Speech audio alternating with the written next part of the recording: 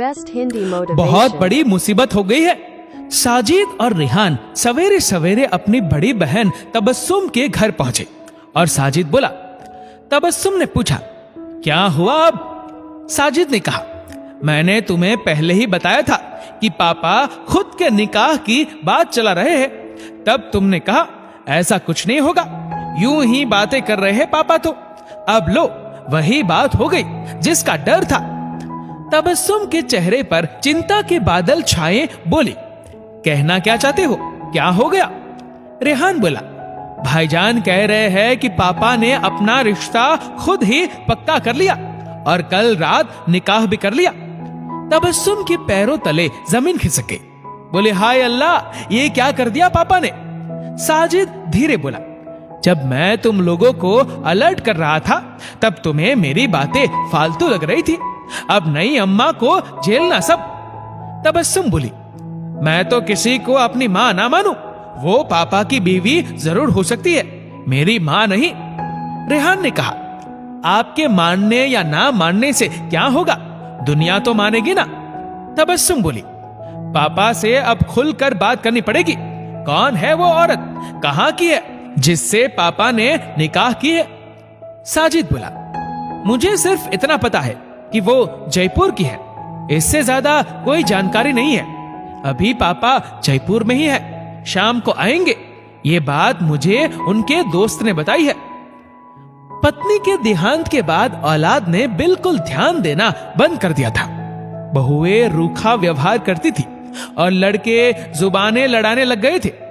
लगातार हो रहे दुर्व्यवहार और उपेक्षा के कारण कुछ महीने पहले पिता ने खुद को पास से स्थित पुराने घर में शिफ्ट कर लिया था। बच्चे सुबह शाम खाना भेज देते थे और कपड़े धुल जाते थे। बस पिछले 6 महीने से पिता अकेले ही रह रहे थे। कोई उन्हें मनाकर साथ रहने के लिए घर नहीं लाया। उसी दिन शाम को तीनों भाई बहन पापा के मकान पर पहुंच गए। पिता बाहर वाले कमरे में बैठे थे। 15-16 साल की 2 लड़कियां अंदर की तरफ टहल रही थी और एक चमकीले नगीनों वाला सलवार सूट पहने महिला अंदर बैठी थी।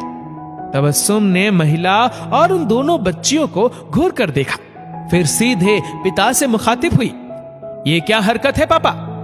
पिता चुप रहे।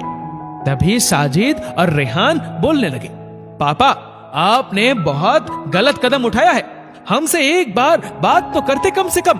हम क्या आपके दुश्मन हैं? आपके इस एक स्टेप से समाज में हमारी नाक कट गई है। लोगों को पता चलेगा तो न जाने क्या क्या सोचेंगे। अभी अम्मी का इंतकाल हुए 3 साल भी नहीं हुए और इस उम्र में ऐसी छिछोरी हरकत आपने कर डाली। उम्र भर जितनी भी इज्जत कमाई है सब मिट्टी में मिल गई हमारी। हमारा नहीं तो अपनी उम्र का तो लिहाज करते। 63 साल के होने को आए हैं आप।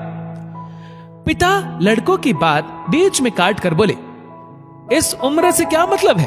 क्या मेरी जिंदगी खत्म हो गई? क्या मैं कब्र में चला गया? देखो बेटा, मैंने निकाह किया है, कोई रखेल लाकर नहीं रखी। निकाह तो जायज काम है। अल्लाह ने मर्द औरत का जोड़ा बनाया है। मैं रखेल लाकर रखता तो नाक कटती तुम्हारी। मैंने तो शादी की है।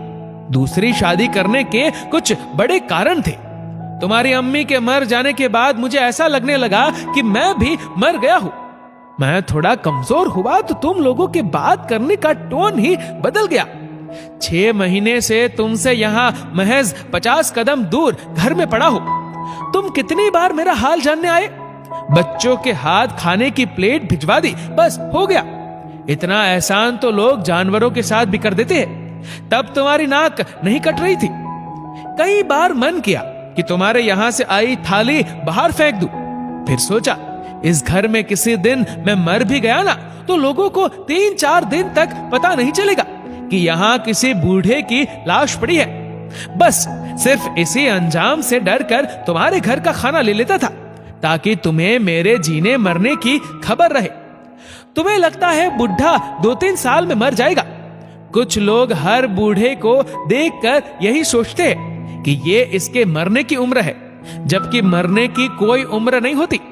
इंसान किसी भी उम्र में मर सकता है। हमने इंसानों को पैदा होते ही मरते हुए देखा है और 100 साल से ज्यादा जिंदा रहते भी देखा है। जिस औरत से मैंने निकाह किया है ये 15 साल पहले बेवा हो गई थी। 2 बच्चियां हैं इसकी। कुछ साल बाद दोनों की शादी करवा दूंगा। मेरे निकाह के फैसले से 4 जिंदगियां रोशन हुई है। 2 जिंदगियां हमारी और 2 इन बच्चियों की। 30,000 रुपए सरकार मुझे पेंशन दे रही है, वो किस काम आएगी? इस बेचारी को 500 रुपए विधवा पेंशन मिल रही थी। अब दुनिया क्या कहेगी, लोग क्या सोचेंगे मुझे नहीं पता। लोग जाए भाड़ में, और तुम भी लोगों के साथ हो तो तुम भी जा सकते हो। मैं हर इंसान से यही कहूंगा कि जिंदगी जहां से खत्म होती है वहीं से वापस शुरू करो, चाहे मर्द हो या औरत। जरूरत पड़े तो दूसरी शादी करके जीना शुरू करो। तीनों भाई बहन मुंह लटकाए काफी देर तक बैठे रहे। फिर तबस्सुम ने दोनों बच्चियों को बुलाया और गले लगा लिया। साजिद और रेहान ने भी पिता से माफी मांगी और बोले, पापा ऐसे सूखा सूखा निकाह नहीं चलेगा, दावत की तैयारी करनी है। दोस्तों इस वीडियो को लेकर आपकी क्या राय है नीचे कमेंट करके जरूर बताएगा। और अगर आपका वीडियो अच्छा लगा हो तो इस वीडियो को लाइक करेगा, शेयर करेगा ज्यादा से ज्यादा लोगों तक। और ऐसे ही और भी इंस्पिरेशनल वीडियोस के लिए सब्सक्राइब करें हमारे यूट्यूब चैनल को और फेसबुक पर फॉलो करें हमारे पेज को। धन्यवाद।